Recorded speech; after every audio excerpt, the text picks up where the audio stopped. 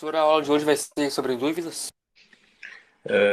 Eu vou tirar dúvidas no final, tá? Mas eu vou passar um último conteúdo antes. Daí a aula de sexta, que normalmente eu dou conteúdo novo, vai ser para dúvidas daí, só dúvidas. Vou esperar mais um pouquinho o pessoal chegar. Bom, pessoal, então, como eu comentei ali com alguns alunos que estavam antes, hoje a gente vai ser a nossa última aula síncrona, de fato. A gente vai ter aula sexta igual para dúvidas, para finalizar as dúvidas ali que vocês tiverem nos exercícios. Então hoje não chega a ser um conteúdo novo, tá? Que todos os conceitos vocês já viram.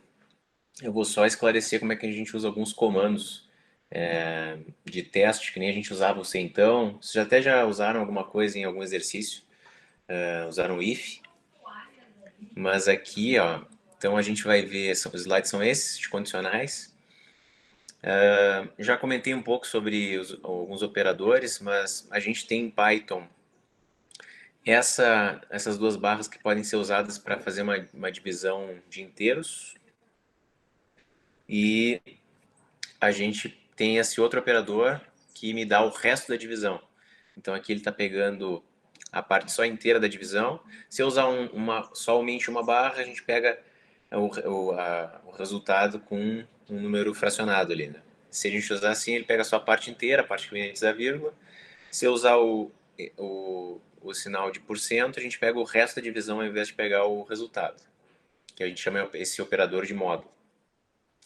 Para comparar expressões em Python, a gente usa o igual igual. A gente não pode usar só o igual, porque ele já é usado para atribuição, que era a nossa setinha lá de algoritmos. E sempre que a gente fizer uma comparação, o resultado dessa operação vai ser um verdadeiro ou falso. Esse é o conteúdo que a gente usa aqui ó, em Python para valores verdadeiro e falso. Tem que usar o T maiúsculo, F maiúsculo, se a gente for usar esse conteúdo em alguma expressão também. Aqui são os operadores relacionais, então a gente tem o igual igual para comparação. Aqui eu estou negando a igualdade, então é o diferente. Aqui o maior, menor, maior ou igual, menor ou igual. Cuidem aqui para não botar o igual antes. Então é exatamente como a gente fala, né? Maior ou igual, menor ou igual. Esse in a gente vai ver futuramente, mas existe esse operador também, e o not in também a gente também pode usar. Aquela ordem de precedência que a gente já conhece lá de algoritmos. Então, primeira coisa que é executada numa operação é a exponenciação, que são os dois asteriscos aqui em Python. Depois vem a multiplicação, que é o um asterisco só, ou a divisão inteira, ou o resto da divisão. Tem a adição ou subtração, mais e menos. Relacional, que a gente viu agora há pouco. Depois o lógico, que é o not. Esse not vai negar, é que nem o não lá que a gente usa em algoritmos. Então a gente pode negar a expressão que vem à direita, e aí se ela deu verdadeiro, na prática ela vai dar falso, se ela deu falso, na prática ela vai dar verdadeiro. Tem o operador lógico de e ou, o e vem antes do ou, tá?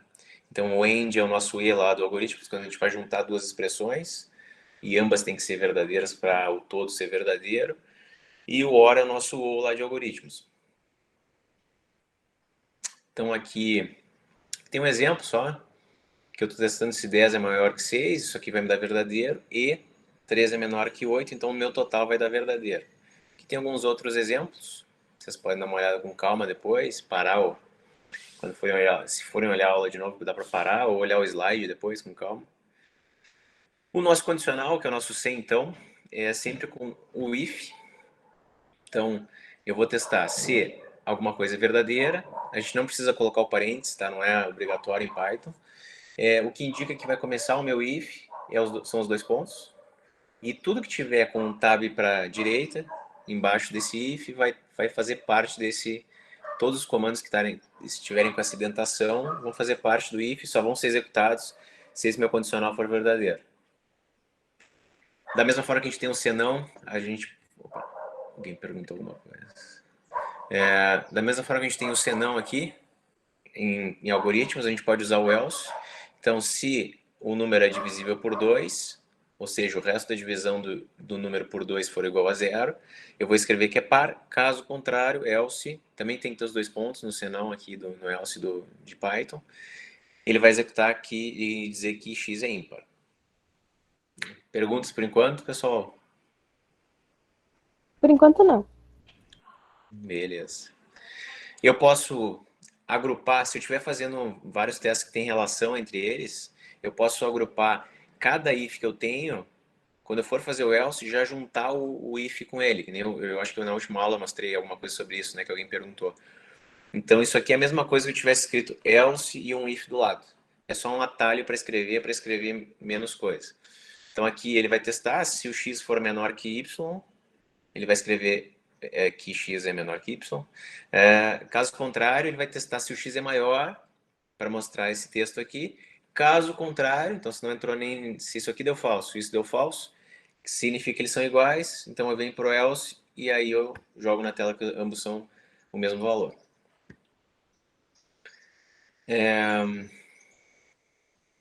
Já falei sobre isso, muito bom. Um exemplo muito clássico, tá, de usar elifs assim, é quando vocês têm um menu de opções, né? Vocês dão várias opções para o usuário, e dependendo se o cara escolher uma opção, vou chamar uma função, escolher outra, vou chamar outra, e assim vai. Ou se ele não escolheu nenhuma das funções possíveis, dizer que ele não escolheu uma opção válida. Eu também posso ter condicionais alinhados, no qual eu tenho o if, tenho o else, e depois coloco toda a minha instrução restante dentro do else, mas isso aqui é mais comum quando a gente vai ter que botar um comando aqui, por exemplo, entre o if e o else, que aí a gente não consegue fazer, né, com o elif. Se a gente tem vários comandos ali entre uma coisa e outra. Mas quando, nesse exemplo aqui especificamente, o que faz mais sentido, como a gente está fazendo essa relação entre x e y, é usar o vários elifs. Que tem uma coisa interessante em Python, isso não é verdadeiro, tá, para todas as linguagens de programação, inclusive a maioria não é bem assim. Mas, por exemplo, esses três ifs aqui são iguais. Em Python a gente pode fazer alguma coisa nesse sentido, que não faz até muito sentido, né? Dá para fazer, mas não teria porquê. Ou seja, ver se ele é menor e depois, se for menor, ver se é maior, mas não tem muito porquê, se ele está entre 0 e 10. Posso fazer com o e, com o operador lógico e, para verificar se ele está nesse intervalo. E em Python eu consigo fazer isso, ó, que nem a gente faz na matemática, né? Dizer se o x realmente está nesse intervalo de menor e maior. Então é possível fazer isso, nem sempre vai ser possível, dependendo da linguagem de programação que vocês forem usar, mas em Python a gente consegue fazer essa relação, ela é uma linguagem bem voltada para matemática, então ela funciona bem.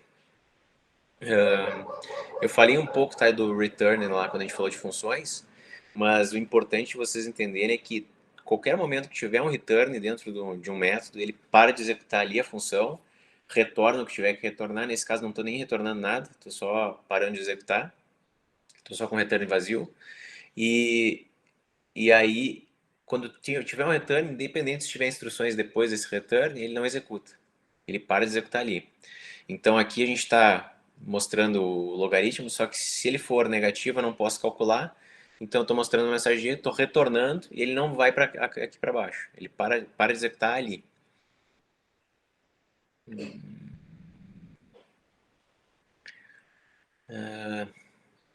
Aqui uma pequena observação, né? A gente tem, deixa eu fazer um código aqui para a gente ver. Então, vamos dizer que a gente queira fazer uma alteração. Qual exercício? Vamos dar uma olhada. Esse quádruplo não. Tá. Vamos dizer que a gente queira fazer que nem esse exercício 2 que a gente tem, que você tem para fazer, né?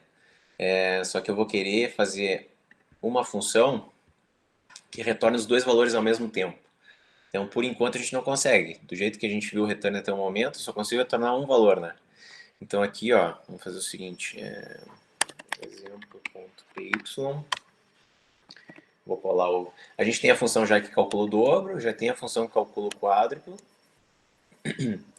E aqui eu chamei o quádruplo, né? Poderia... Porque eu estou chamando o dobro duas vezes. Mas digamos que a gente queira fazer uma função que chama tanto esse quanto esse cara aqui e retorna os dois valores. Como é que a gente pode fazer isso em Python? Aqui eu estou retornando um valor só, que é o cálculo disso, e aqui também, que é o cálculo disso. Se eu quisesse fazer uma função calcula ambos, Vamos receber um número aqui.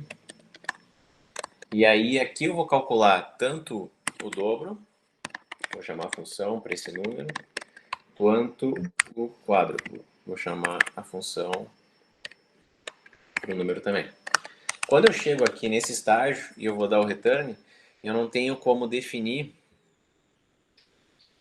se eu quero retornar o D ou... Opa, se eu quero retornar o D ou o Q, né? Então, o que a gente pode fazer? A gente pode fazer o seguinte, eu tenho em Python uma forma de retornar vários valores que é usando uma tupla. O que significa isso? Eu estou agrupando, a gente vai ter uma aula depois só sobre tuplas, tá? Mas é só um jeito de você retornar mais de uma informação em uma função. Então eu coloco entre parênteses e separo por vírgulas os vários valores que eu quero retornar. Quando alguém chamar essa função aqui, estou lá no meu programa principal, né? E eu quero chamar o calcula ambos para o valor 10.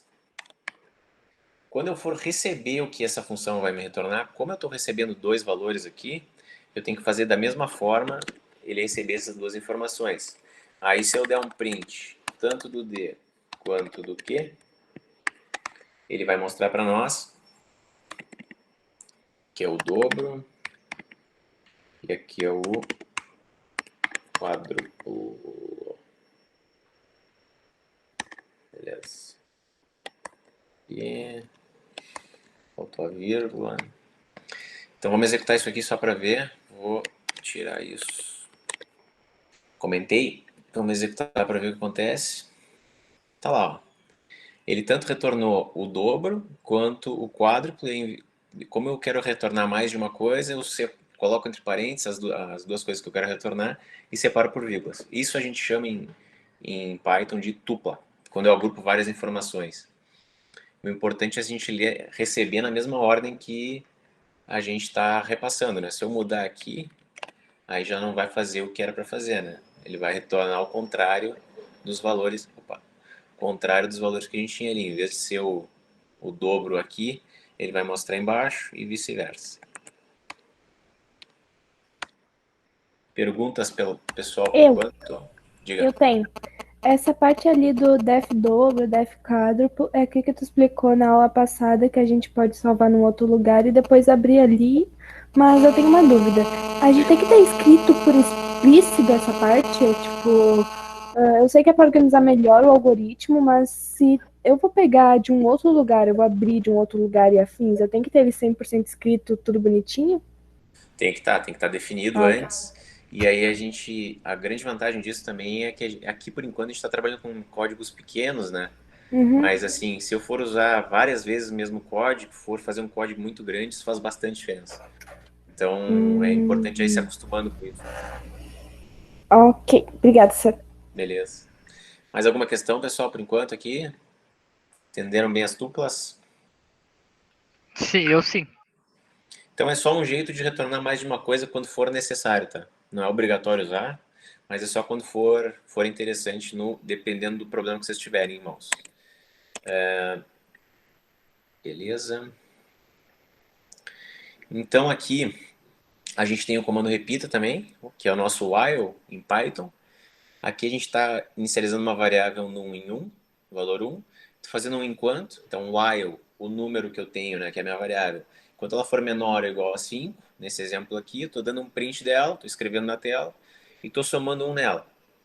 Eu posso somar um conteúdo numa variável tanto com mais igual, que é equivalente ao que está em comentário ali, que é o que está em preto. Que é, pego o conteúdo atual de num, somo um e atribuo para num novamente. Quando a gente executa isso, o que acontece é que ele entra no laço, mostra o 1, mostra o 2, mostra o 3, mostra o 4, mostra o 5. Quando ele chega no 6, ele sai fora porque esse teste aqui vai dar falso, finalmente.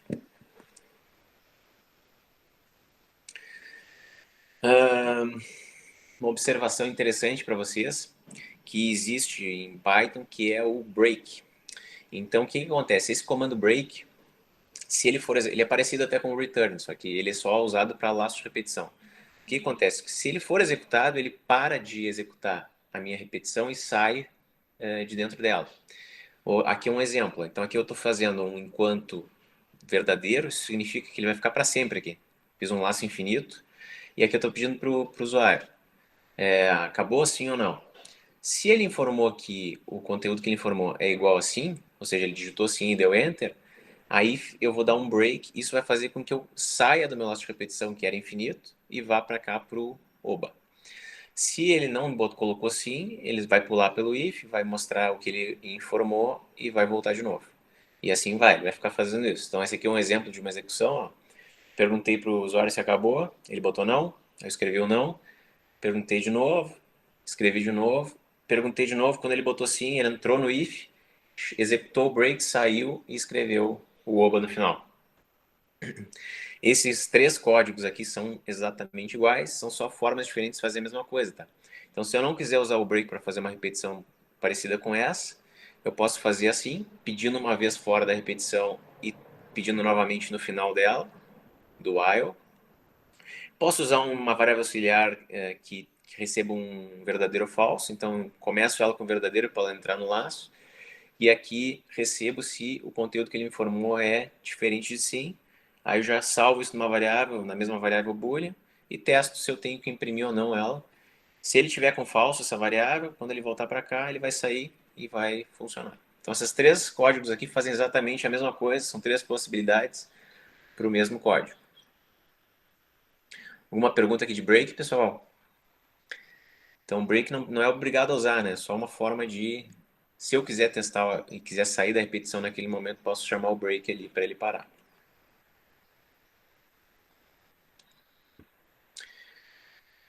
O comando for seria o equivalente ao que a gente tem lá em algoritmos, que é o nosso parafaça, né?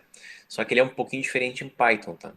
O parafaça que eu mostrei para vocês lá em algoritmos é exatamente igual, por exemplo, em Java, que é o que vocês vão ver ano que vem, mas em Python ele é um pouquinho diferente.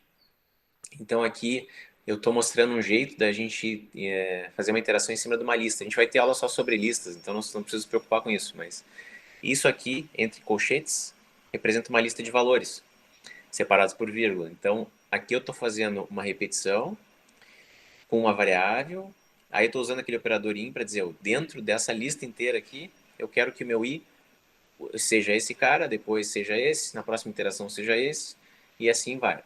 Então, aqui eu estou começando um somatório em 0, estou pegando ele, somando com o valor atual, então ele vai pegar 0 mais 0, vai salvar em, 0, em S.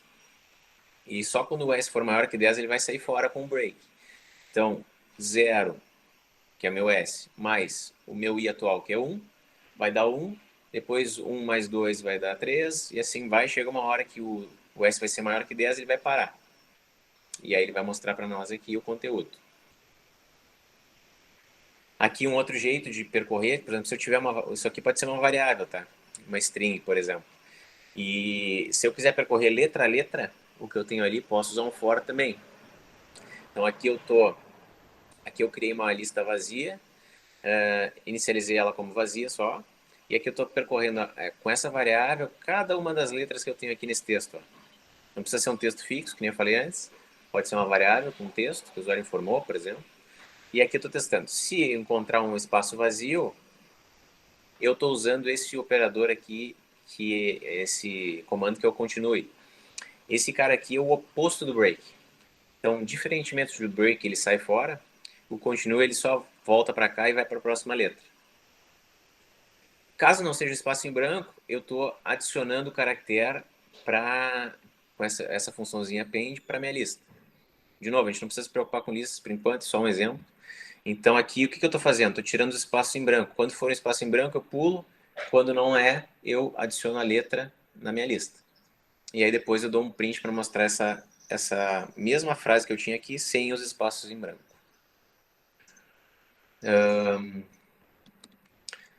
Aqui eu tenho uma outra listinha, no qual eu tenho vários nomes de carros, e aí estou fazendo uma repetição. Quando eu tiver uma lista, eu posso fazer isso. For, o nome de uma variável que eu vou usar aqui dentro, e in, e o nome da minha lista. Então, aqui isso significa que a primeira vez que eu tiver no laço de repetição, essa variável car vai ter esse conteúdo aqui, essa string.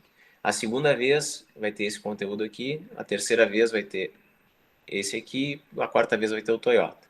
Então, posso fazer um for desse jeito quando eu tiver uma lista. Coloco o nome da minha lista ali e percorro item a item. Aqui a única coisa que eu estou fazendo é testando. Se o meu carro for igual a BMW, eu vou escrever em maiúsculo. Essa funçãozinha aqui existe para qualquer string, para qualquer texto. E ela faz a mágica de transformar esse texto aqui do cara para maiúsculo. Já essa função title aqui transforma só a primeira letra para maiúsculo. Então, se for BMW, vai mostrar tudo em maiúsculo. Se for o contrário, qualquer uma das outras, ele vai usar a primeira letra em maiúsculo só e vai executar com alguma coisa parecida com essa. Então, só o BMW ali, que é o segundo elemento, que ficou todo em maiúsculo.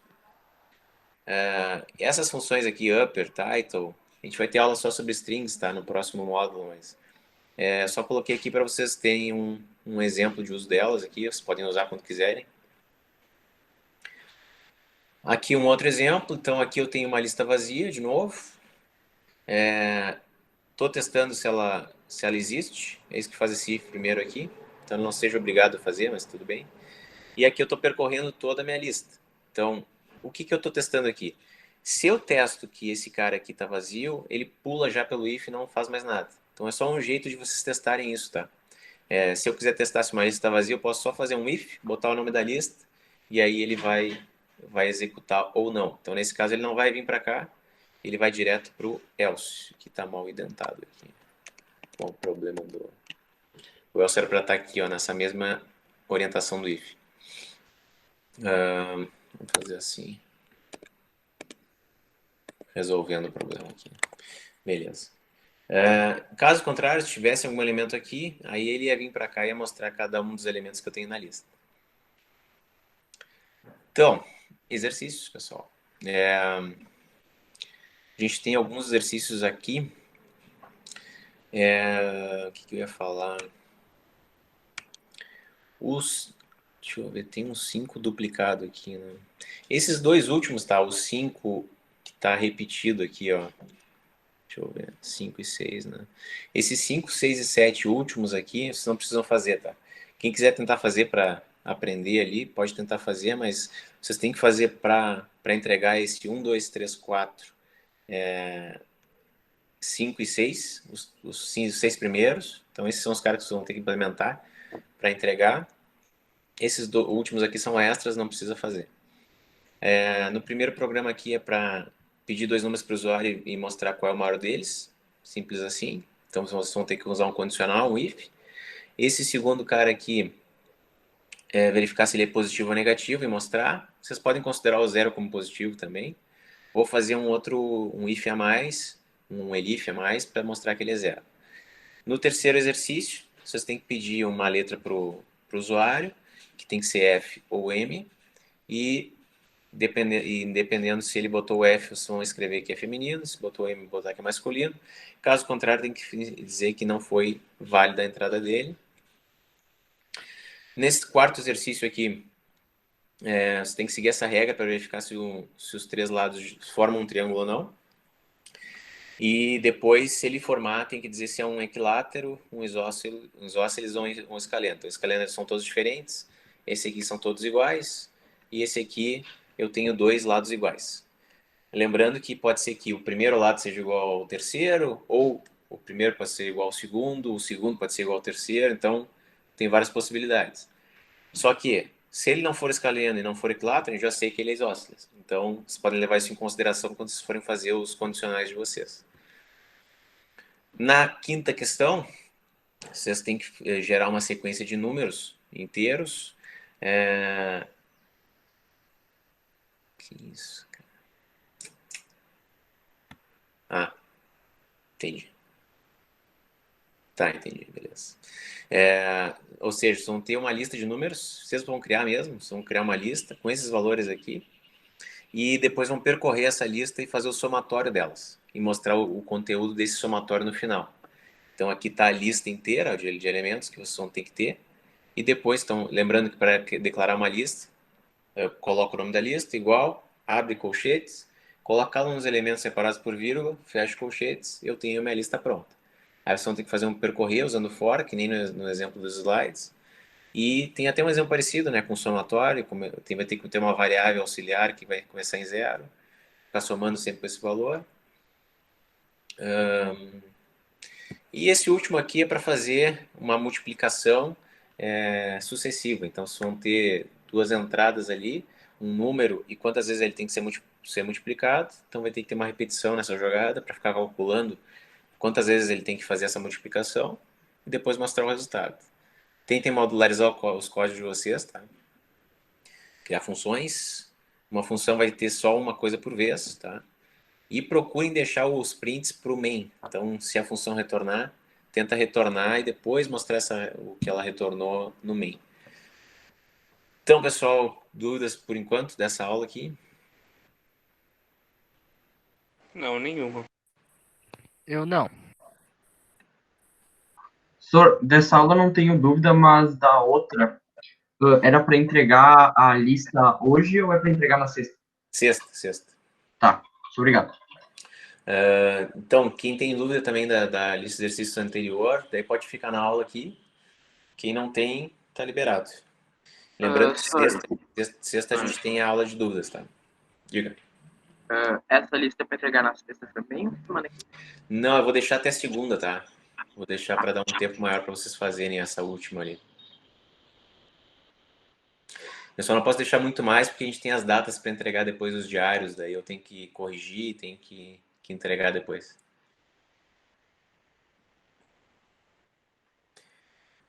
Então, Senhor, você me acredita que meu Python voltou a dar problema, senhor? Você me acredita, senhor?